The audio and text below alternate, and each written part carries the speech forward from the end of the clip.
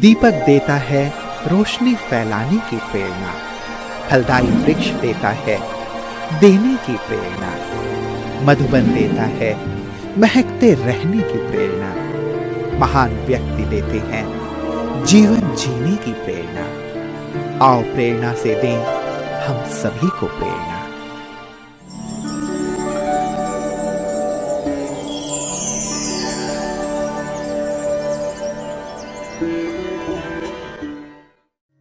मनाली भारत के हिमाचल प्रदेश राज्य के कुल्लू जिले में स्थित एक नगर है।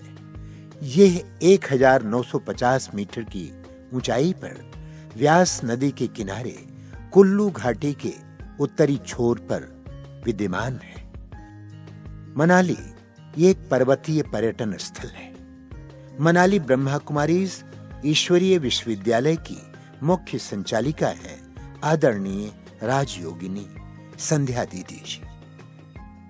आपका जन्म 1963 में हिमाचल प्रदेश के कांगड़ा जिले में हुआ। बचपन से आप पूजा पाठ, भक्ति एवं व्रत रखने में विशेष रुचि रखती थी।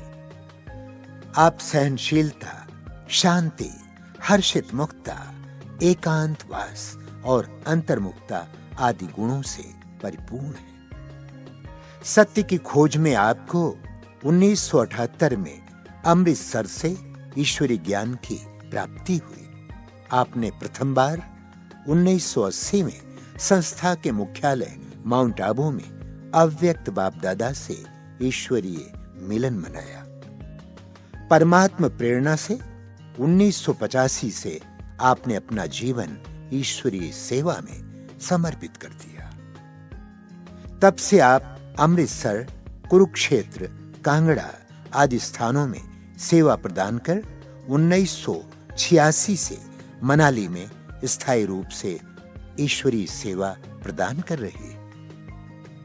जन जन को ईश्वरीय संदेश देते हुए आपने अनेक कार्यक्रमों का आयोजन किया।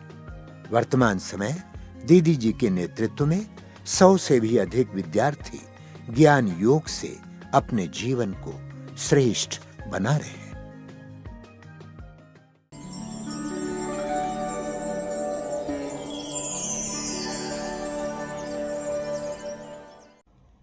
बचपन से ही परमात्मा को मिलने की बहुत लगन थी और एक दिन मैंने सोचा कि परमात्मा मिल जाए तो मानो कि सब कुछ मिल गया। बहुत सोचती थी, भगवान की तलाश में थी। और छोटेपन जब मैं 8th क्लास में पढ़ती थी तो उसके बाद मुझे पूजा पाठ और व्रत रखना, श्री कृष्ण के जन्माष्टमी का व्रत मैं विशेष रखती थी और दूसरी बातों में मेरी कोई रुचि नहीं थी। और घर में मैं सबसे मैं न्यारी रहती थी, ज़्यादा बोलती भी नहीं थी और परिवार में सभी मुझे प्यार करते क्योंकि मैं सबसे छोटी थी। हमारी 4 बहनें और 5 भाई, उसमें से मैं सबसे छोटी थी और सभी मेरे को बहुत प्यार करते थे। और मैं स्कूल में ही पढ़ती थी तो धीरे धीरे हमारे जो भाई जी को ज्ञान मिला, ये पूर्ण भाई और श्याम भाई जी को ज्ञान मिला, उनके द्वारा ही मुझे ज्ञान मिला। तो पूर्ण भाई जी हमारे जब गांव में आते थे तो वो प्रदर्शनी अंक लेकर आते थे और समझाते थे, तो उसमें मेरी बहुत रुचि होती थी। समझाते दूसरों को, बताते दूसरों को, और मैं भी उन चित्रों को देख करके बहुत खुश होती थी और मेरे को बहुत अच्छा लगता था। 3 लोग का जो चित्र था वो बहुत अच्छा लगा कि हम आत्मा परम धाम की रहने वाली है, इस सृष्टि पर आई है, एक्टर बनकर पार्ट प्ले कर रही है। तो ये चित्र मुझे बहुत पसंद आया। तो आज भी वो चित्र मुझे बहुत पसंद है। तीनों लोगों का ज्ञान मिला मेरे को। 1978 में अमृतसर गई, जब 2 मास की छुट्टियां पड़ती थी। तो जब मैं अमृतसर गई तो वहाँ जाकर अमृतसर में दादी से, चंद्रमणि दादी से मिलन हुआ। उस दिन रक्षाबंधन था। तो रक्षाबंधन के दिन मेरा ये अलौकिक जन्म हुआ और अलौकिक जन्म हुआ 1978 में रक्षाबंधन के दिन। तो वहाँ दीदी जी के साथ मिलन हुआ। दीदी जी ने पूछा कि आप श्री कृष्ण बनेंगी या राधे बनेंगी। तो उस समय मैंने कहा कि मैं तो श्री कृष्ण बनूंगी। तो 7 दिन का कोर्स मैंने लिया और 20-25 दिन मैं अमृतसर गई, अमृतसर ही रही। और उसके बाद मैं अपने लौकिक घर में आई। तो पढ़ाई तो करती थी, उस समय मैंने 8th पास की और 9th में थी। घर में आने से थोड़े विघ्न भी पड़ने लगे, क्योंकि ये ज्ञान बहुत ऊंचा था और उन लोगों को मालूम नहीं था कि ज्ञान इतना ऊंचा है। वो तो समझते हैं कि ये तो सन्यासी बन जाएगी, साधु बन जाएगी, घर बार छोड़ देंगी, क्योंकि हमारे लौकिक दोनों भाई ज्ञान में चलते, तो उनके बारे में वो यही सोचते थे कि घर बार छोड़ कर ये चले जाएंगे। परंतु ऐसी थोड़े विघ्न आए, विघ्न आने उनको मैंने पार किया। धीरे धीरे मैं 4-5 साल वहाँ घर में ही रही, क्योंकि मैं पढ़ाई पढ़ती थी। पढ़ने के बाद जब मैं अमृतसर गई, अमृतसर से जब वापस आई तो बाबा की जीवन कहानी भाई जी ने खरीद कर दी और साप्ताहिक जो पाठ्यक्रम में वह भी खरीद कर दिया। तो मैं घर में पढ़ती थी। तो पढ़ने से मेरे को बहुत अच्छा लगा। बाबा की जीवन कहानी पढ़ती थी और इतनी लगन होती थी, ऐसा लगता था कि मेरी लाइफ भी यही है। और बहनों का जीवन देख कर के मुझे बहुत खुशी हुई। जब बहनों को देखा कि वाइट ड्रेस में है बहनें और उनकी जो पवित्रता है, और मुझे बहुत खींचने लगी। और मेरे मन में यही संकल्प पैदा हुआ कि जीवन बनाऊंगी तो मैं यही जीवन बनाऊंगी। यही जीवन सबसे ऊंची जीवन है, महान जीवन है, अच्छी जीवन है। तो ये संकल्प मन में उत्पन्न हुआ। और भाई जी कहते आप तो बाबा की गोद में बैठेगी। तो मेरे को बहुत खुशी हुई कि मैं तो भगवान की गोद में बैठूंगी। जबकि मैं स्कूल में ही पढ़ती थी, तो सभी लड़कियों को मैं कहती मैं तो भगवान की गोद में बैठूंगी। तो जब अमृतसर गई तो हमारे जो राज बहन जी है, तो उन्होंने सचमुच मुझे अपनी गोद में बिठाया और मैंने ये अनुभव किया कि मैं बाप दादा की गोद में बैठी हुई है और बहुत शक्ति की फीलिंग आई।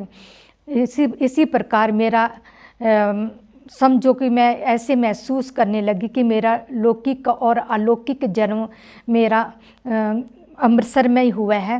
चंद्रमणि दादी और राज दीदी के द्वारा ही मेरा ये लौकिक और अलौकिक जन्म हुआ। उनसे मैंने बहुत पालना ली, बहुत प्यार लिया, जो आज तक भी वो प्यार भूलता नहीं है।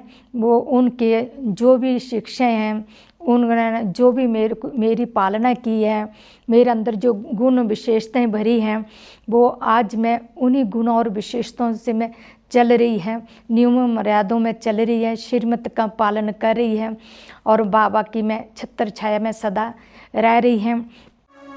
दादी दादी गाए दिल, दादी दादी गाए दिल, ये हमारा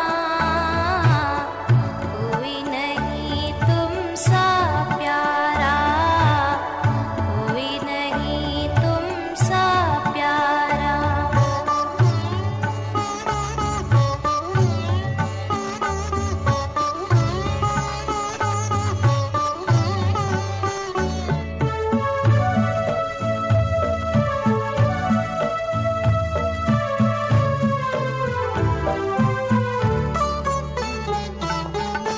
कितनी भोली है निराली माँ तेरी सूरत, सबसे अनोखी तेरी अदा है और तेरी मूरत। तू ही दुर्गा, तू ही लक्ष्मी, तू ही दुर्गा, तू ही लक्ष्मी, तेरा प्यार है न्यारा, कोई नहीं तुम सा प्यारा, कोई नहीं तुम सा प्यारा। तो ऐसे चलते चलते फिर उसके बाद जब मैं पहली बार मधुबन में गई, तो मधुबन में मैं 1980 में गई। तो मधुबन में जाते जैसे मैंने कदम मधुबन में रखा, पांडव भवन में, तो ऐसे लगा मेरे को कि जैसे बहुत शक्ति का अनुभव हो रहा था, शांति का अनुभव हो रहा था। और ऐसे मैंने अनुभव किया कि मैं पहली बार नहीं आई हूँ इस स्थान पर, पहले भी कई बार आ चुकी हूँ, 5000 साल पहले भी आई, अभी भी आई हूँ।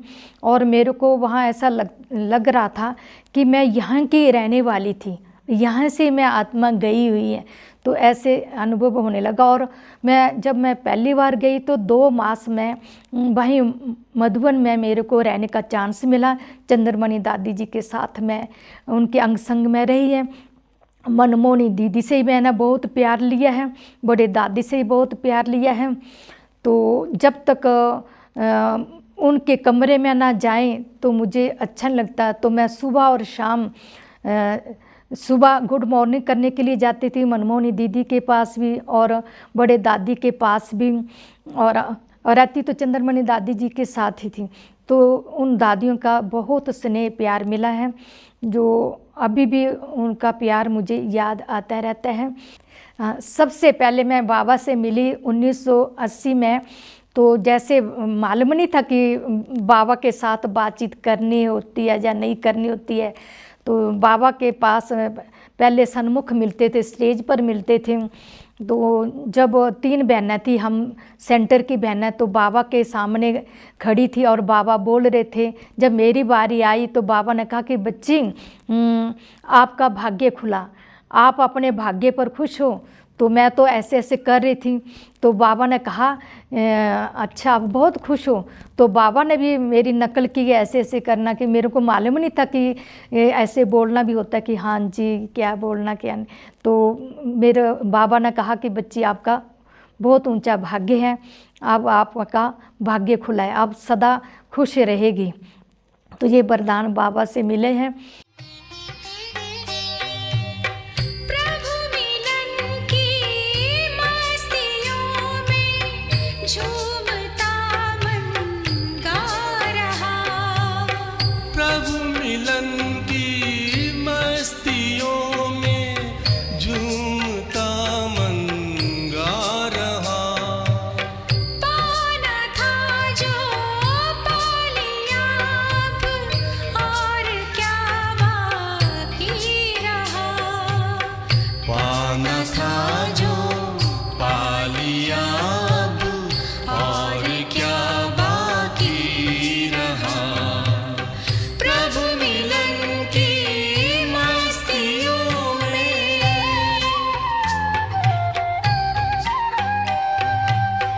हो गया जब प्रभु ही अपना, कौन कोई गैर है।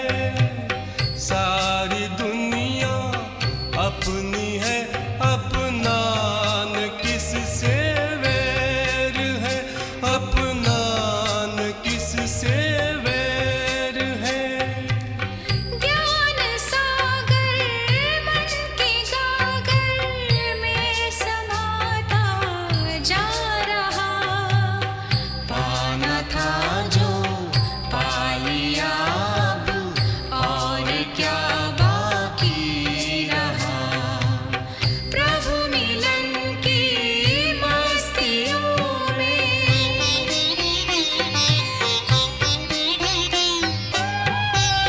मस्ती मौलाई में है दौलत मिली प्रभु प्यार की।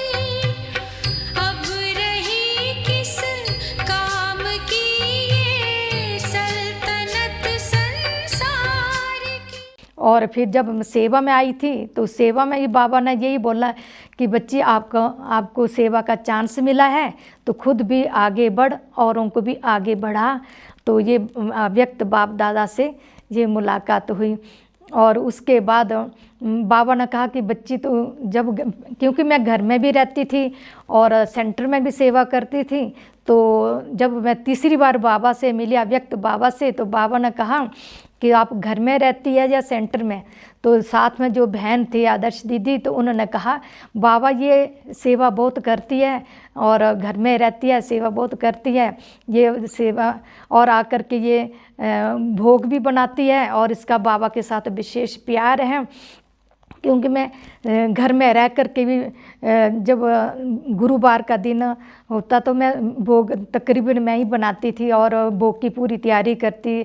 मैं दीदी और बहन जी का बहुत मेरे ऊपर विश्वास था, निश्चय था कि ये बहुत अच्छा काम करती है और लगन भी बहुत थी बाबा के साथ। यहाँ जो मैं आई मनाली में 86 में, तो एक तो यहाँ का कल्चर अलग था, रहन सहन अलग, भाषा भी अलग है। तो यहाँ आई और सेवाएं हमने की। तो यहाँ के मनुष्यों को एक चेंज करना एक बहुत मुश्किल है, क्योंकि यहाँ लोग ये अपने हर गांव में देवता होता है, देवता की मूर्ति होती है, घर घर में देवता की मूर्ति रखी होती है, क्योंकि उनके ऊपर उनका बहुत निश्चय विश्वास। तो यहाँ इन लोगों के साथ हम कैसे बातचीत करते हैं, उन जो जिस देवता की वो मूर्ति की पूजा पाठ करते तो उनकी हम विशेषताएं बताते हैं, क्योंकि उनकी बात को कट नहीं करते हैं कि आप इसको ना पूजो। तो उनकी विशेषता कि इनको हम पूजा पाठ भी करें और इनके गुण भी हम अपने अंदर धारण करें। तो हम उनके गुण अपने अंदर धारण करेंगे तो हम देवता बन सकते हैं। ये तो जड़ मूर्ति है, हमको चेतन मूर्ति बनना और ऐसी ही मूर्ति बनना, पूजने लायक मूर्ति बनना। तो ऐसे से हम सेवाएं करते, क्योंकि यहाँ लोग इस धर्म को दूसरा पराया धर्म मानते हैं। और यहाँ तो बुद्धिस्ट लोग भी है, क्रिश्चियन लोग भी हैं और तिब्बतन लोग भी हैं, अनेक प्रकार के लोग हैं। तो हम उनको देख करके उनकी पहले विशेषता बता करके उनकी सेवाएं करते हैं। फिर धीरे धीरे फिर वो लोग ज्ञान को सुनते हैं, समझते हैं। अभी भी देखो आते हैं बाबा के बच्चे जो ज्ञान में चलते हैं, तो वो भी आत्मा कन्वर्ट हुई है। कोई बुद्धिस्ट धर्म में थी, वो फिर अब बाबा के बच्चे बने हुए हैं। और कोई यहाँ के रहने वाले हैं, वो अपने देवी देवताओं के ऊपर पूरा विश्वास करते हैं, वो भी बाबा के बच्चे बने हैं।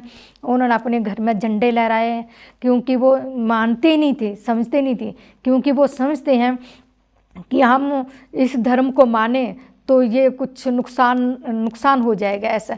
तो उनको हम समझाते हैं ये अपना ही धर्म है, हम भारत की रहने वाली बहनें हैं, बाहर की रहने वाली नहीं हैं। तो जैसे आप है वैसे हम हैं, हम भी यहाँ के रहने वाले, आप भी यहाँ के रहने वाले। तो लोग समझने लगे। अभी तो बहुत पहले से फ़र्क पड़ गया, क्योंकि पहले तो मानते ही नहीं थे, समझते नहीं थे। कि वाइट ड्रेस को देखकर वो समझते हैं कि पता नहीं कौन से विदेश की बहनें आ गई हैं, बाहर की है, क्योंकि उस समय इतना विस्तार नहीं था ज्ञान का। यहाँ धीरे धीरे अब विस्तार हो गया, अब समझते हैं। और इस स्थान पर फिर बड़ी बड़ी दीदी दादियों के भी पैर पड़े हैं, बड़े दादी भी आए हैं और जानकी दादी भी आए हैं, गुलजार दादी भी आए हैं इस स्थान पर, और बड़ी बड़ी बहनें दीदी सभी आए हैं। और उनके द्वारा ये बहुत फ़र्क पड़ गया, क्योंकि ये जब पवित्र बहनें आती, दादियाँ आती, उनका पैर पड़ने से तो धरती में चेंजेस तो आती है, फ़र्क तो पड़ता ही है। तो जब से हम बाबा के बने हैं, तो सबसे पहले तो धारणा जो हमारी मुख्य धारणा है पवित्रता। तो पवित्रता की धारणा होगी तभी हम दूसरे धारणा भी हम कर सकते हैं। तो पवित्रता की धारणा की मन वचन कर्म से शुद्धि। तो जब हमारे मन वचन कर्म से शुद्धि होगी तभी हम दूसरे गुण भी हम अपने अंदर धारण कर सकते हैं। जैसे कि मेरे अंदर ये सबसे पहले ये संकल्प किया कि नहीं, मैं जो मेरा जीवन है पवित्र है और ये पवित्र जीवन ही मैं सदा जीऊँगी और दूसरों को भी पवित्रता का पालन कराऊँगी। तो ये सहनशीलता का गुण, तो सहनशीलता का गुण मेरे अंदर सहनशीलता का गुण मेरे अंदर, जैसे कि दूसरा व्यक्ति कुछ ऐसा बोलता है, कोई ऐसे शब्द बोल देता है, तो उससे मैं चुपचाप रहती हूँ और उस माना अपने सहनशीलता के गुण को, उस चीज़ को माना सहन कर लेती है, माना उसको विस्तार में नहीं लेके आती है।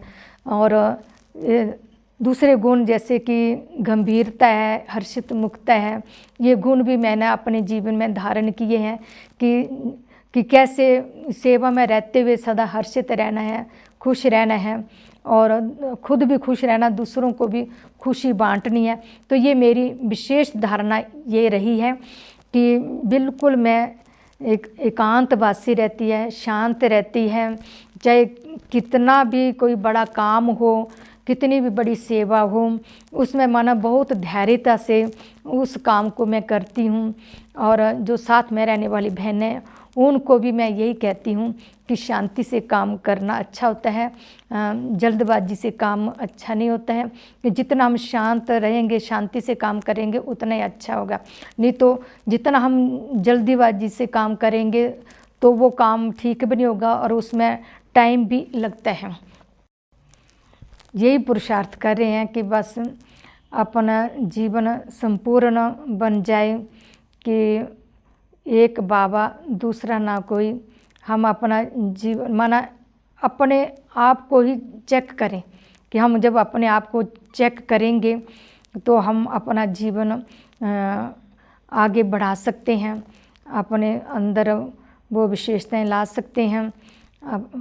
खुद को अपने अंदर ही परिवर्तन लाएं कि मुझे बनना है, परिवर्तन करना है, अपना जीवन अच्छा बनाना है।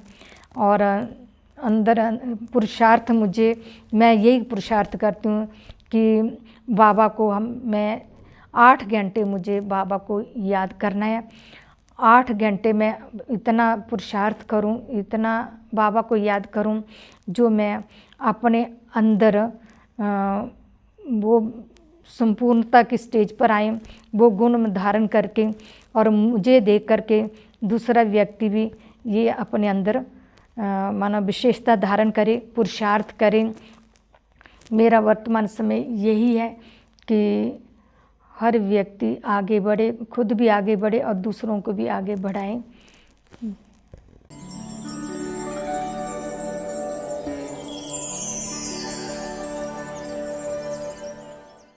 पुष्प समान न्यारे प्यारे, और जो भी बाबा का ज्ञान मिला वो हमें अच्छी रीति से समझाया और उस ज्ञान को हमने घर गृहस्थ में भी अमल में लाया। तो इससे हमारा जीवन तो धन्य धन्य हुआ। और हम जो भी बाबा की जो श्रीमत बहन के द्वारा हमें मिल रही है, तो उसका बहुत अच्छे परिणाम हमारे घर गृहस्थ में भी मिल रहे हैं हमें। दीदी जी के अंदर जो खास विशेषता हम देखते हैं कि दीदी बहुत ही न्यारी और प्यारी रहती हैं, अनेक आत्माओं के संबंध संपर्क में आते हुए एकदम न्यारी और प्यारी रहती हैं।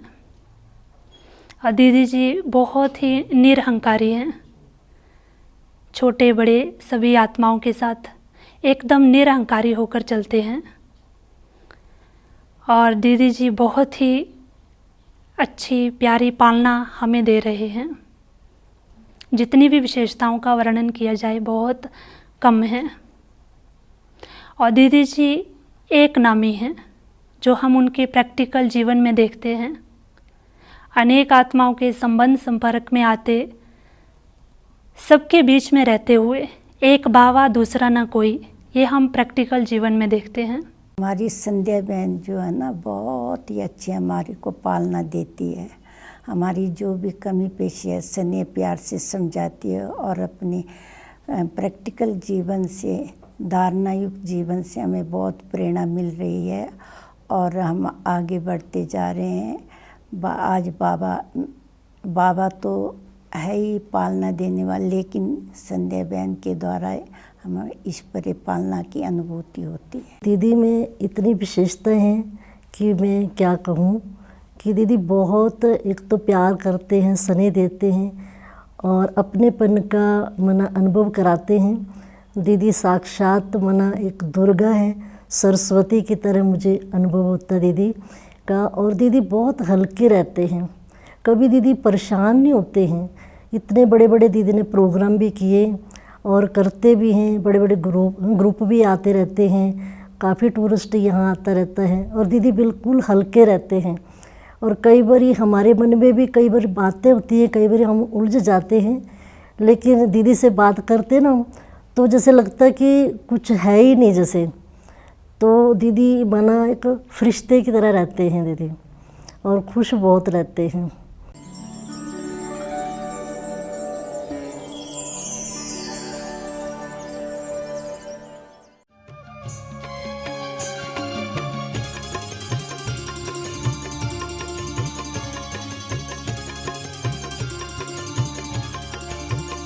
आँखें खोलो उठो अब सवेरा हुआ, आँखें खोलो उठो अब सवेरा हुआ, देखो फिर ये न कहना जगाया नहीं। आंखें खोलो उठो अब सवेरा हुआ, देखो फिर ये न कहना जगाया नहीं। आब पर्वत पे है ज्ञान सूर्य उदय, आब पर्वत पे है ज्ञान सूर्य उदय, प्यार फिर ये न